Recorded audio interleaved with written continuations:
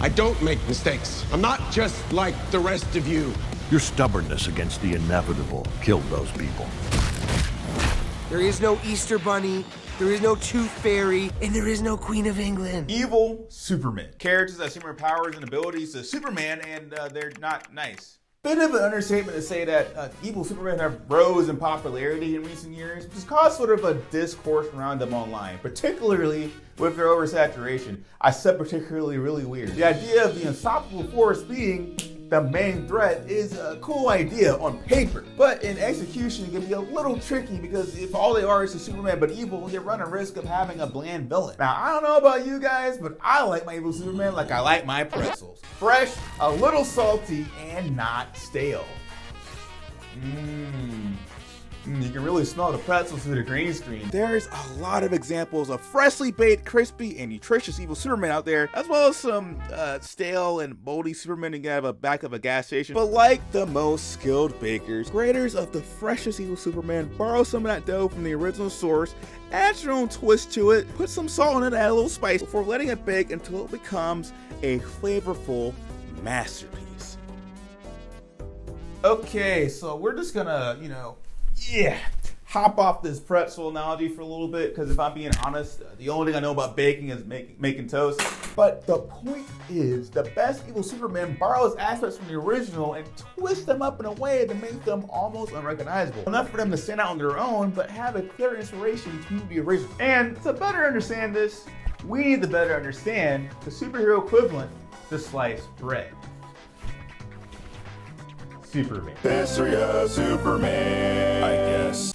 Superman was created by Jerry Siegel and Joel Schultzer, with his first comic book releasing during the height of the Great Depression. Because if I was living in a time called the Great Depression, I would much rather look at a guy jumping around in a blue and red leotard over a plate of 2 peas and an almond. First appearing as a telepathic supervillain, I guess technically Superman himself was the first evil Superman. The character eventually evolved to be based on epic heroes like Samson and Hercules and became the world's first modern superhero. And he was given a plethora of powers, including super speed, super strength, and invulnerability, with later adaptations of the character giving him his iconic X-ray vision, laser eyes, and flight. From the 40s through the 60s, Superman became a pop culture icon, with his comics selling gangbusters and his merchandising and shows reaching an insane amount of popularity. But towards the end of the 60s, Superman became a little too powerful, and writers struggled to make compelling stories with him. Eventually, the superheroes that Superman inspired began to overshadow him. Superman being too powerful is a sentiment a lot of general audiences felt throughout the years, including me when I was born like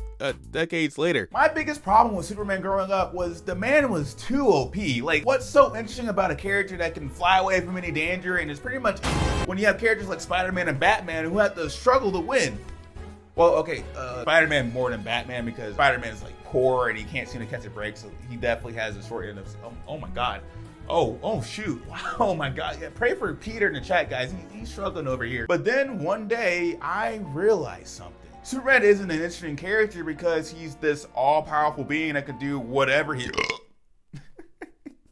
I felt the burp coming, I couldn't stop it. He's an all-powerful being that can do whatever he wants to, but chooses to be the good guy. When anyone is given any amount of power, it's very easy to abuse it, and the fact that Superman doesn't makes him a compelling character. It's thanks to his upbringing and lessons from his parents, Mom and Pop Kent, that makes him a force of good instead of evil. And taking that foundation away is what makes a compelling evil Superman. DC sort of figured this out with their own string of alternate evil Supermen to various degrees of success. Probably the most mainstream canon evil Superman is Bizzarro, who first appeared in the Superboy comic books of all things, which is one of the many spin-off comic books that Superman had back in the day, like Lois Lane and freaking Jimmy Olsen. Jimmy Olsen had his own spin-off comic book series. A spin-off comic book series that lasted for 163 issues, which is like 162 more than I think he should ever have. So like people who were really starving for Superman comic books back in the day. So Bizzarro is supposed to be this failed Frankenstein's-esque monster clone to Superman, with most depictions of the character having like the exact opposite powers and abilities to the original Superman. For example, he'll have ice vision instead of heat vision,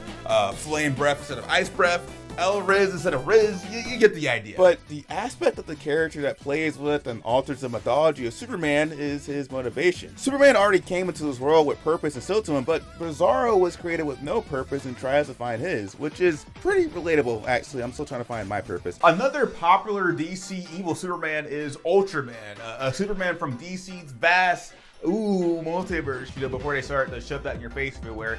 I'm looking at you, The Flash. And you, The Flash, you're the one who started this. Ultraman also has warped abilities to the mainline Superman, like kryptonite being his main source of power instead of his weakness. As for his motivation, I'm not gonna lie, it's a little lame. He's just evil for the sake of being evil in the comics, which I don't read. However, I do remember the version of the character in that old 2001 Justice League cartoon being a lot more interesting because it was something I could watch instead of read. In the 2-part Justice League episode, A Better World, there is an alternate Superman and Justice League called the Justice Lords who become quote-unquote evil to retaliate against a President Lex Luthor after he killed one of their members and pretty much made their lives harder. But this Superman is pretty much identical to the mainline Superman, only becoming evil because his worldview changed. The same thing can be said for the Superman from the Injustice games, who pretty much became evil because the Joker tricked him into killing his pregnant wife, which caused a bicycle off that flew up 75% of Metropolis. This is a story from a fighting game. There is a logic in it. Don't worry about it. It doesn't make any sense. Now, one could make the argument that depicting Superman in this way kind of ruins the character because there's a lot of similarities between the Injustice Superman and the Snyderverse Superman, who is like the main movie version of the character. So yeah, I can definitely see that argument. But I feel like we've come a long way from whatever this was. My Adventures with Superman is the latest adaptation of The Man of Tomorrow, and it does a pretty good job of establishing what makes the original character so great while putting a modern twist on it. And James Gunn's newest Superman film looks to be doing the same thing. But moving away from DC for a little bit, get over there, other people have made their own royalty-free versions of evil Superman. For example, Titan from Megamind, a man that was given extraordinary abilities only to impress a girl that had like no interest in the guy. Like the man had L-Riz, and then when she rejects him for the final time, he decides to use his powers for his own selfish needs. Like a typical r/nice guy. Am I right, Redditors? I'm cool. And then you have some not so good examples like Brandon Beyer from Brightburn, who's pretty much like an evil version of a young Clark Kent. I guess he's a evil Superboy, but he pretty much becomes evil because of his spaceship. Really? Is that where they're going with? It's like they had a cool idea for an evil Superboy horror movie, but they forgot to give him a good reason to be evil. And you want to know what's funny?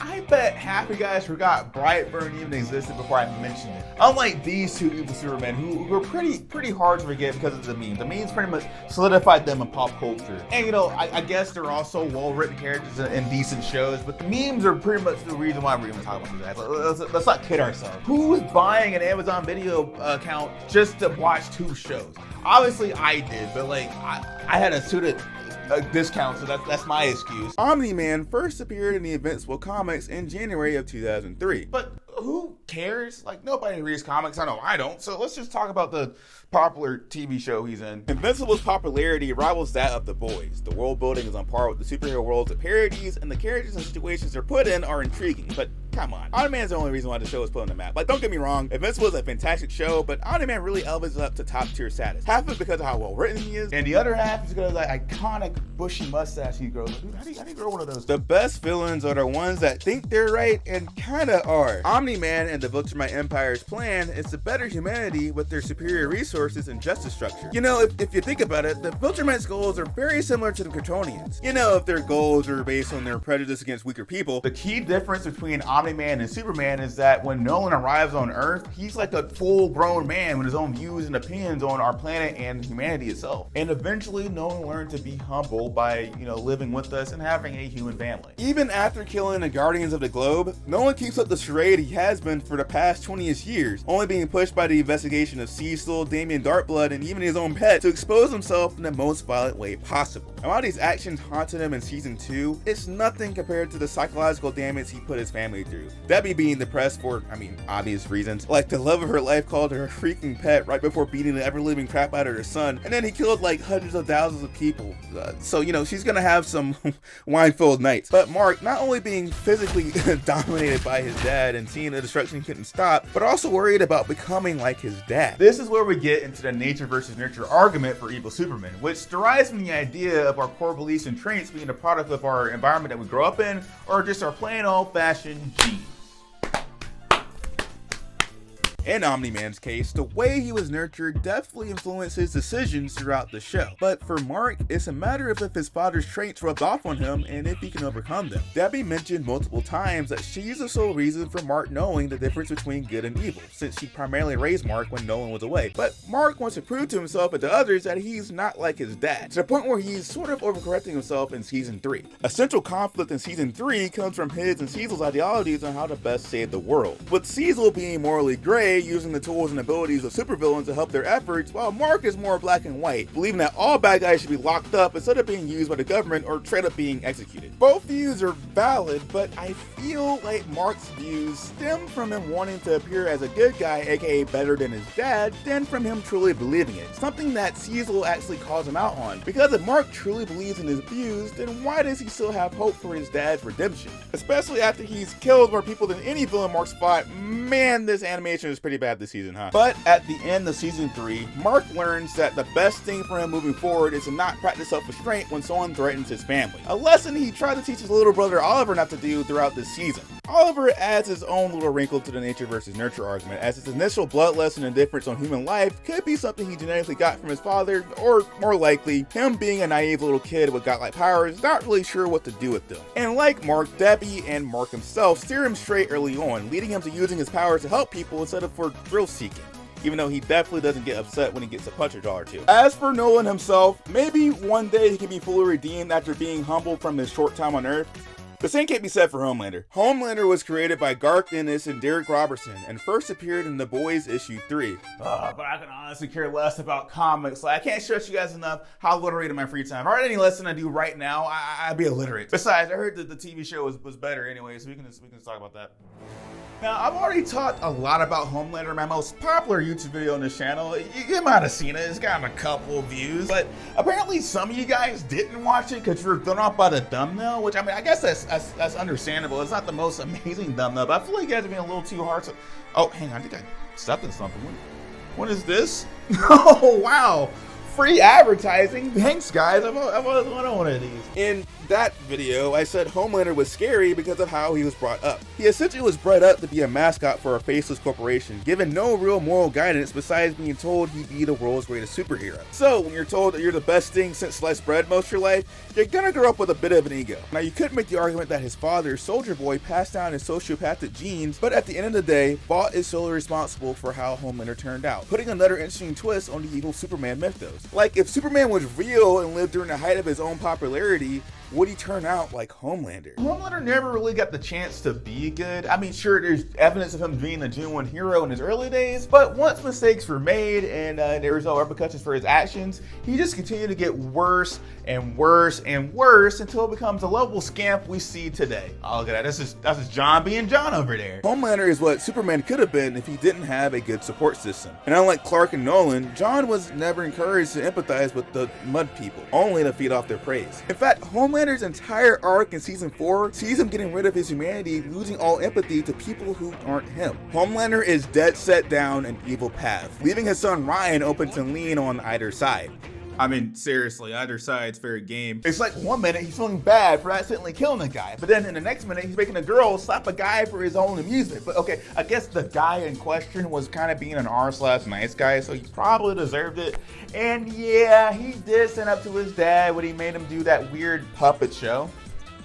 But he kills Mallory in the next episode, so it's like, are they trying to make him good but misunderstood, or did they genuinely not know what direction to take the character leading into the final season? Yeah, it's no secret that season 4 of The Boys was the weakest season, with the character inconsistencies being one of the biggest reasons. But the weaker writing could be due to the season being set up for the finale, and while the season ended on a bang, it definitely stumbled on its journey. Personally, I feel like the writers not committing to whether Ryan should be good or evil is kind of a cheap way to give the audience uncertainty of where his character is going to go in the final season, but whatever direction they decide to take the character, I just hope the journey will be satisfying. So yeah, I think that evil Supermen are pretty cool.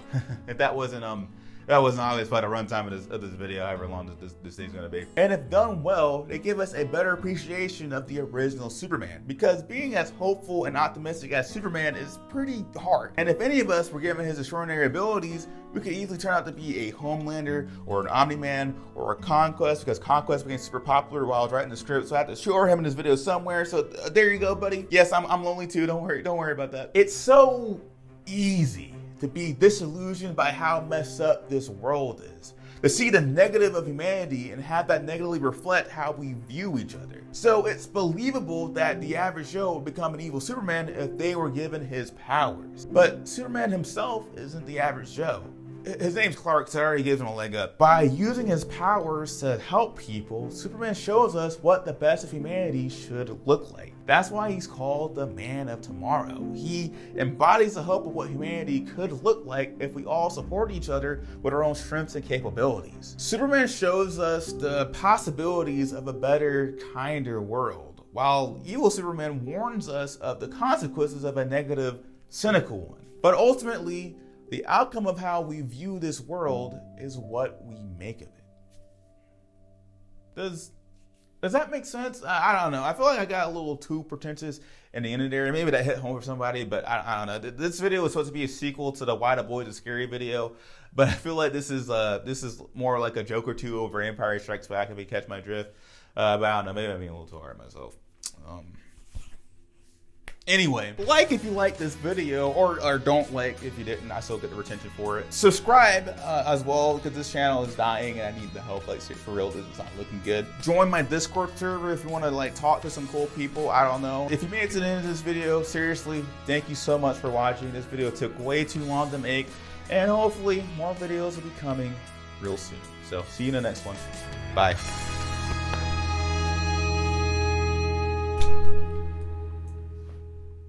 Shoot, I forgot to talk about Sentry.